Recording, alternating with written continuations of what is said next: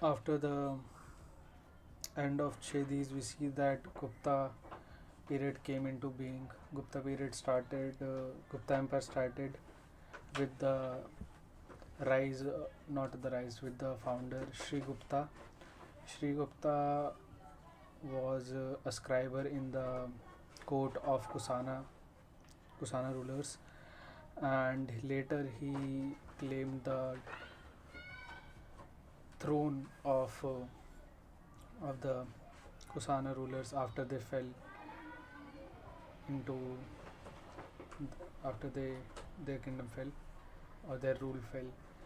So we see Shri Gupta as a founder of Gupta period, but he is not considered as true founder of the Gupta period because Gupta and his the first two rulers Gupta and Ghatotkaч didn't do much in their period of reign. They only were limited to their territory, and we didn't see any cultural, economic, and territory expansion in that time.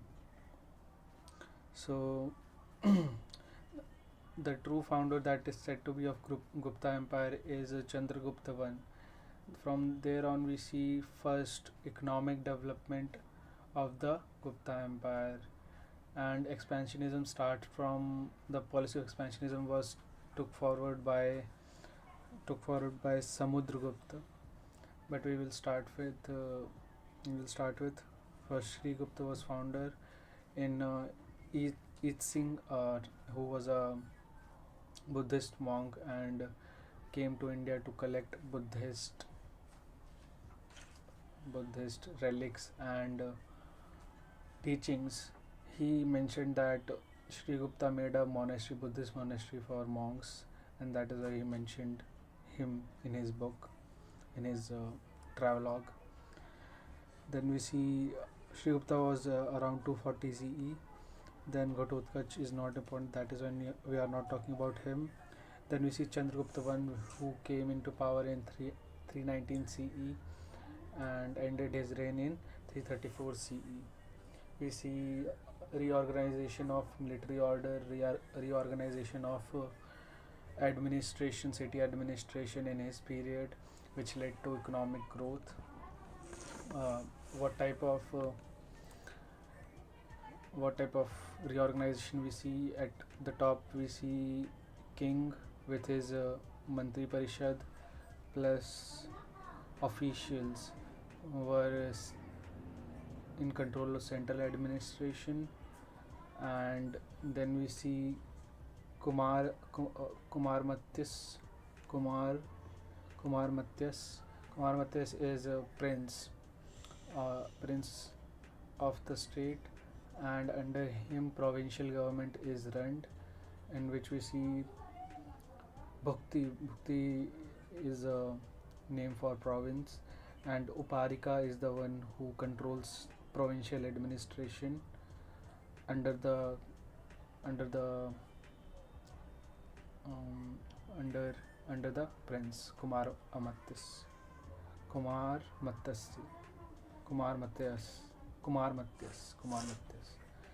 Then we see on district level we have we have Vishayapati, who we call district as Vishaya. That is the one who controls the provincial administration is called Vishayapati. And to control on village level, we see name as Mahataras. Mahataras. Mahataras were the one who controlled the villages, and Mahataras is also the name of village headman. So we see a good reorganization of military and administration of the society in the period of Chandragupta I. There was also some problems that was faced in that time. First problem was hereditary positions were now started coming into being, which we saw also the reason for decline of after Ashoka died and his sons took over. Not in maybe in Ashoka or maybe no. It was not Ashoka. Mm, it was decline. What was the reason? I forgot only. Mm, heredity. It started in, yes, in Kusanas. In Kusanas, you see, one of the reasons is that they started giving uh, one, that hereditary position started there also only, and they also provided land grants with with full rights. So we see a point of decline in Ch- uh, Chandragupta. One period was that, or a problem was that there were people with hereditary position, permanent position. We see one problem of that. We see that bureaucracy was very small and not very good at his job. We see that bureaucracy was managed by samantas who were land owners, and we see no regulation of traders. We see no regulation of economic activities. We see no centralized military there. So it was all creating problem in that period of time. Then we see Chandragupta one's son Samudragupta took over in 335 BCE and reigned till 380 BCE. Samudragupta was the one who started with the policy of expansionism, and he did a lot of expansionism in his time, and it is mentioned in different inscription of that time. First we see in Prayag Prasishti written by Hari Sen of his court that he did many military conquests. First, he defeated 9 kings of Aryavrat of northern land, and then he defeated 9 Gansanghas, 9 Gansanghas of Rajasthan and Punjab. He also defeated a forest king named Atvaik Rajya. Mhm. He defeated Pallavas from south, and we see that king of Ceylon, which is current Sri Lanka right now, gave tribute to him and also asked him for to build a monastery, for Buddhist monastery, in his territory near Bodh Gaya, Bihar. And we see Samudragupta also agreed to that. In Samudragupta was a follower of Vaishnavite ideology, but we see that he also gave patronage to Buddhist monks. In his court also we see Vasudeva, Vasubandhu, who was a Buddhist monk who he gave position in his court. Then we also see that V. A. Smith, one of the historians, gave him name of Napoleon of India, but this name was wrong, as Napoleon was defeated by others, but Samudragupta was never defeated once in his life. So that title is also wrong. He reintroduced yajnas. He did Ashwamedh yajna and other yajnas. Because he was a Vaishnavite from Hinduism. He was also called Kaviraja as he was fond of poetry and songs, not song, poetry and I don't remember, maybe songs it was. And he also released gold coins in which we see him playing veena, which also tells us that he was playing veena, that he also had interest in arts and played veena. And what else can we see in coins? Ashwamedh yajna or other rituals were being shown in the coins. Then Chandragupta II came, who was son of Samudragupta. He came in 380 BCE, 380 CE, and ruled till 412 CE.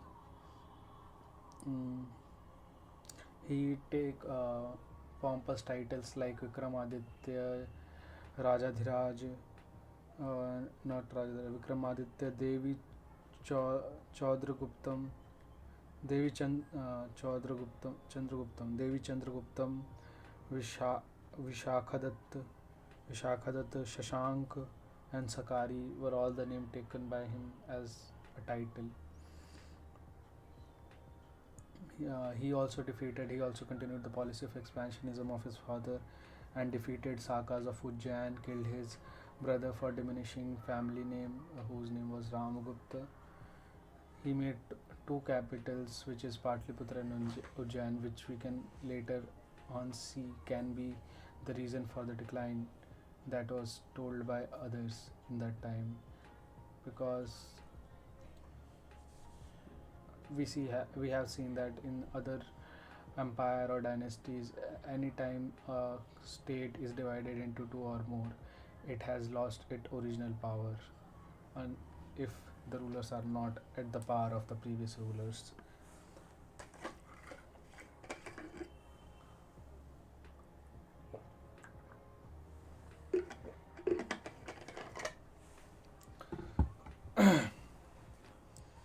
um, Here Chandragupta also released silver coins, and Chandragupta too had nine jewels, nine navaratnas in his court, named Kalidas, famous poet of Abhigyan Shakuntalam. Then we see Amar Singh, Hari Singh, Dhanvatri, chief physician, also called father of medicine. Then Aryabhatta for mathematics, Veerasen, a poet, Vital Bhatta, who wrote stories like Vikram and Vital, Varuchi we see, and Sanku, who was court magician. We see alliances were made by Chandragupta, matrimonial alliances. He married,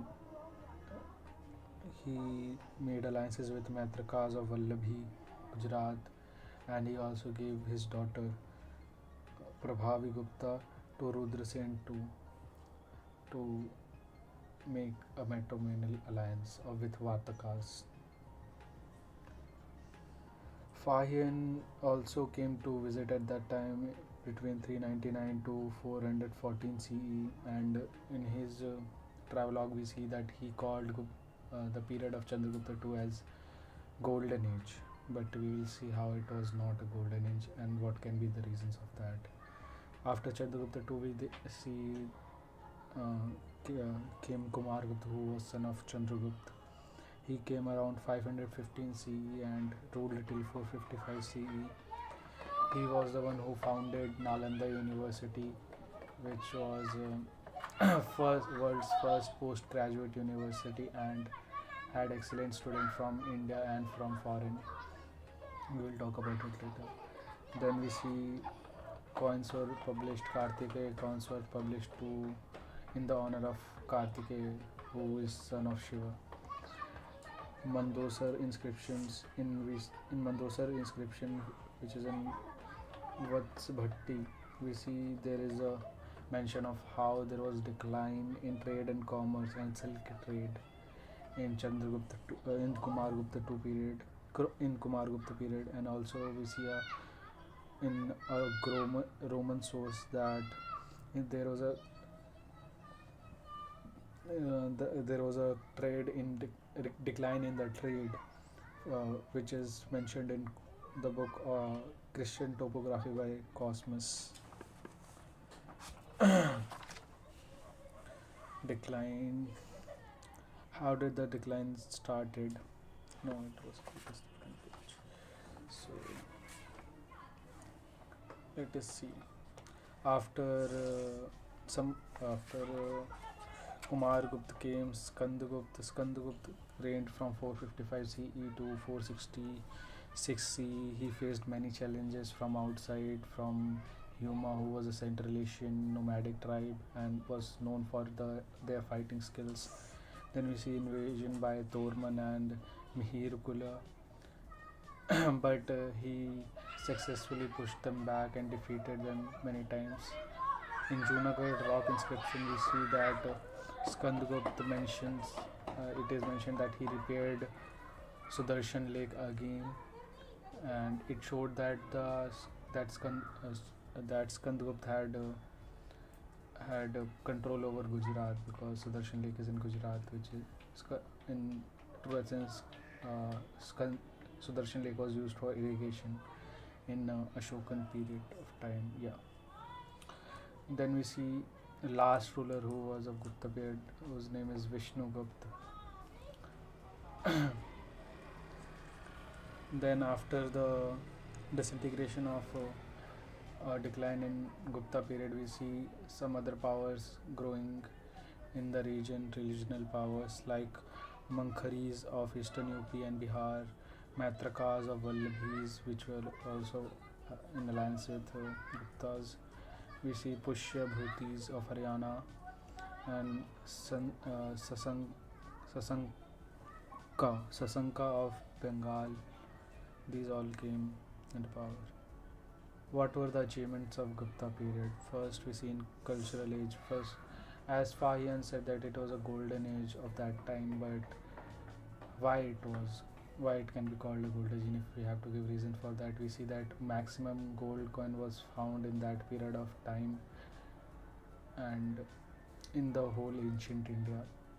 Second, we see that Gupta period was more prosperous than modern period.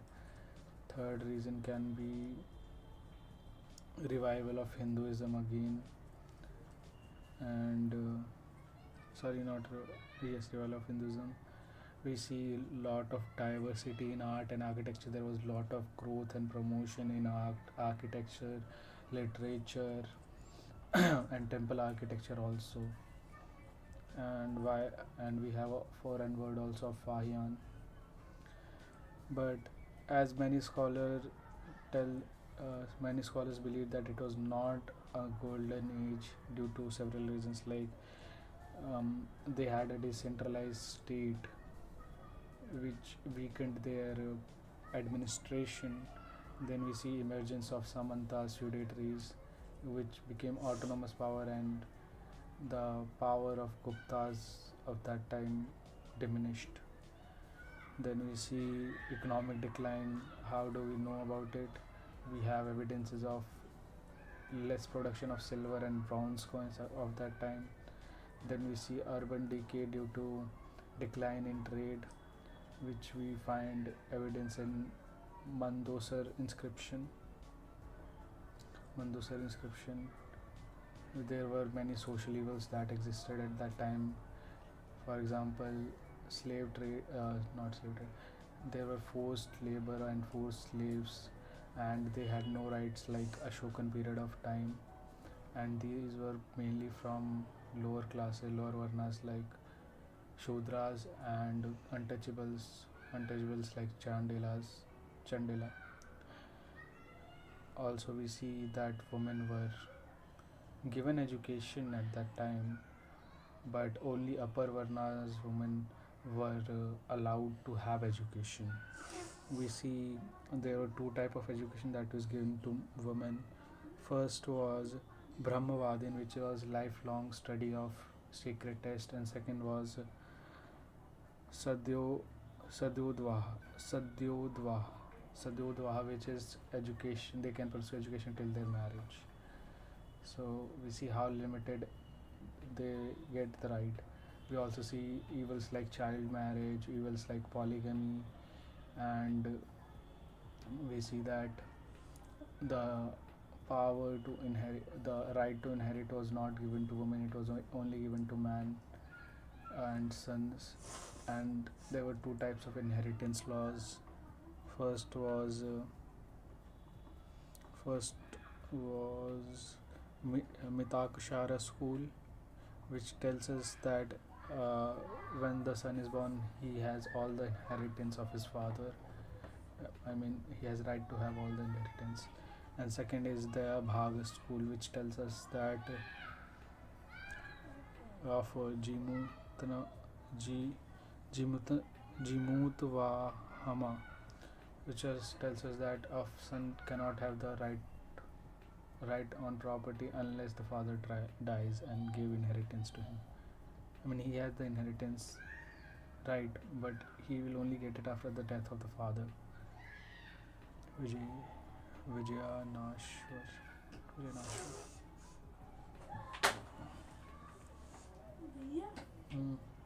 वैसे आपने जैसा अभी inheritance law बनाया मैंने नहीं बनाया। बताया हम्म। तो यानी वो अपने बेटे को कभी वैसे नहीं दे सकता। अभी तो मैंने 2 टाइप के बताए। कि आपने कहा कि एक वो करता है कि फादर के डेथ के बाद ही मिलेगा, दूसरा वाला दूसरा वाला था कि जैसे ही पैदा हो गया तभी उसे इनहेरिटेंस मिल गई। तो यानी बीच में नहीं मिल सकती। हाँ, तो पैदा होने के बाद ही उसके पास राइट है कि वो इनहेरिटेंस ले सकता है। तो फिर कोई कोई और नहीं कर सकता। इनहेरिटेंस मिलती ही ज़्यादातर अपने खून को है। मैंने पहले भी तुम्हें बताया था कि इतने वुमेन को क्यों हटाया गया, ऐसी पोजीशन से उनको एजुकेशन क्यों कम की गई, क्योंकि वो चाहते थे कि एक ही फैमिली में रहे। लेकिन अपने बेटे से कोई अच्छा ज़्यादा है, उसके लिए डिजर्व ज़्यादा करता है। क्या? वैसे जैसे अपने खून से ज़्यादा वो डिजर्व करते कोई और। हाँ, तो वो कर देते लोग, पर ज़्यादातर लोग करते नहीं हैं। It is an exception case कि तुम्हें लग कि कोई, पर उसके लिए भी उस बंदे को उसको अपने बेटे की तरह ही मानना पड़ेगा। He has to treat him like a son and to accept him like a son, to give him his property. Respectable होना अलग बात है, बट उसे अपने बेटों की निगाहों से देखना ही पड़ेगा उस इंसान को।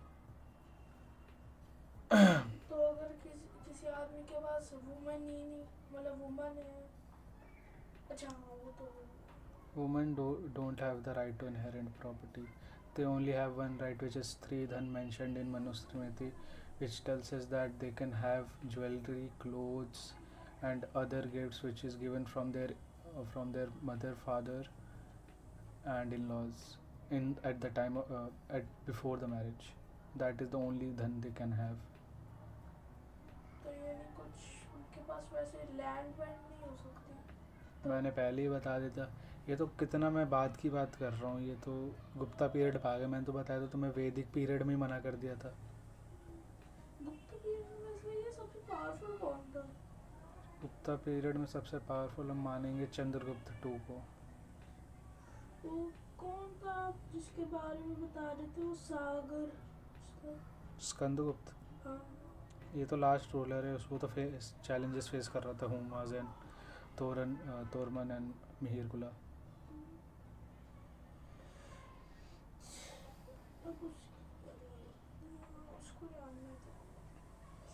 We see that Sati is mentioned in Iran inscription 510 CE, in which there is red widows, and then we see other evils against women, which is Devdasi system.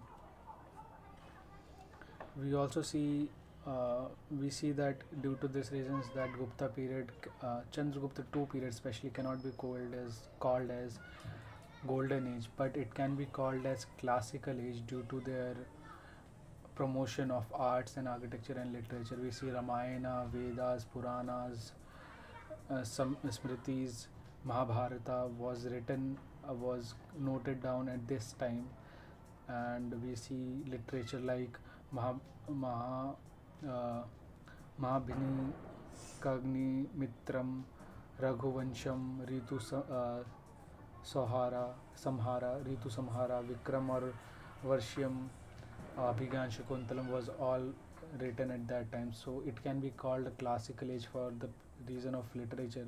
But if we see from the perspective of common people, we see that there was no common golden age or classical age for them. After that, we see that mural paintings were also very famous at that time, known as, also called as wall paintings. We see Ajanta caves, where we find Ajanta paintings. There are 29 caves in total near river Vughora in Aurangabad, Maharashtra. It was mainly dedicated to Buddhism and Bodhisattvas, but we see a little bit of exception. And there is a cave named there is a cave named where it is.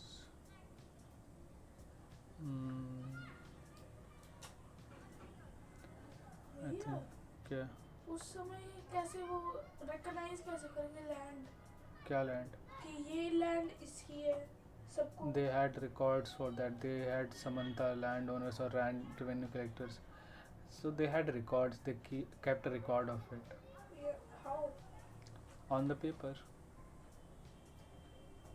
So what about before that?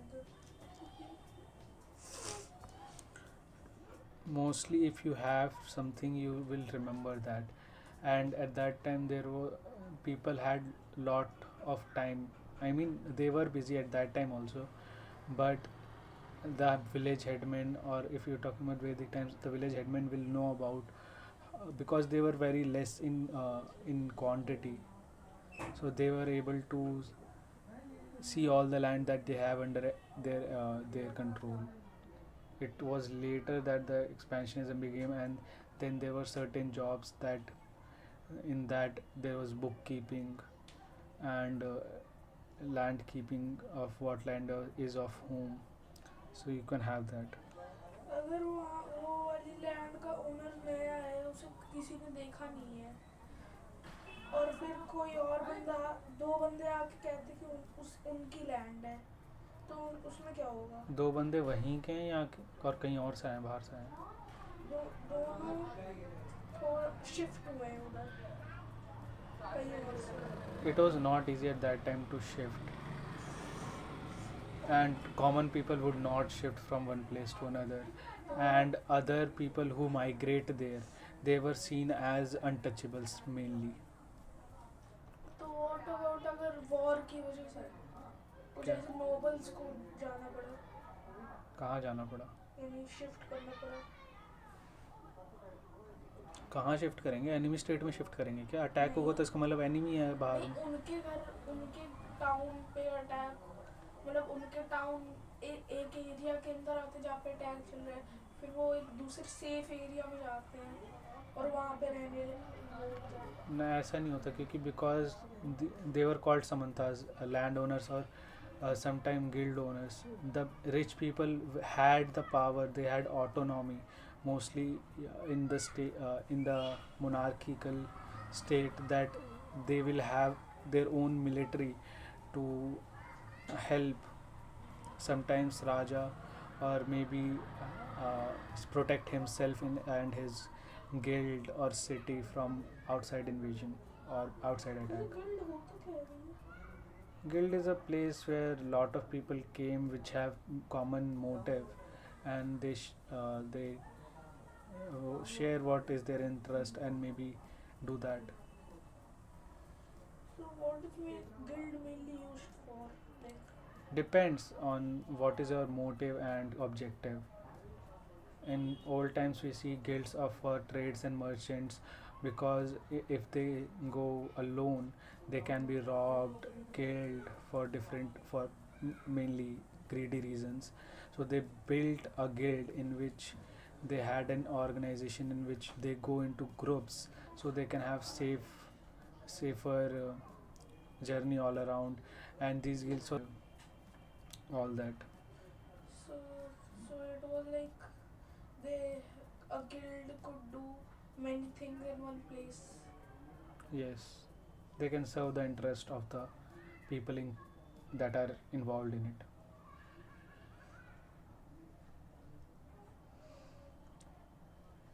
Mural paintings, we see first Ajanta paintings of Ajanta caves. There were 29 caves. It is also considered as, it was also mentioned in UNESCO World Heritage Site, this, and also the Ellora caves, which has 34 caves.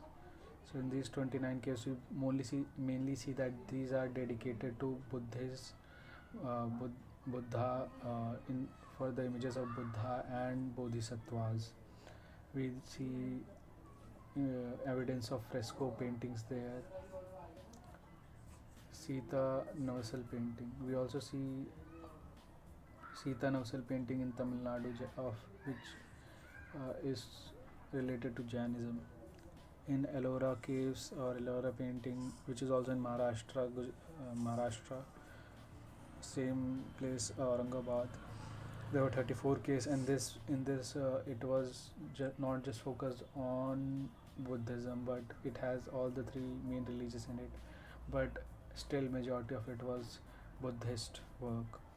We see different kind of paintings here on here. Bagh painting was also there in Dhar, Mumbai. Dhar, MP, Madhya Pradesh, and it was also a type of mural fresco Buddhism. It was influenced by Ajanta. Then we see temple architecture was also developed at that time, and one of the style is Nagara style, and it also has two phases in it because of the different features that were added in the later phase than the earlier phase. It was promoted by Gupta. Why was there a need of making of temple? As we see that in previous period there was no there was no temple at that time, but now it became a essential need because first strong sentiment of bhakti was started. Second, strong sentiment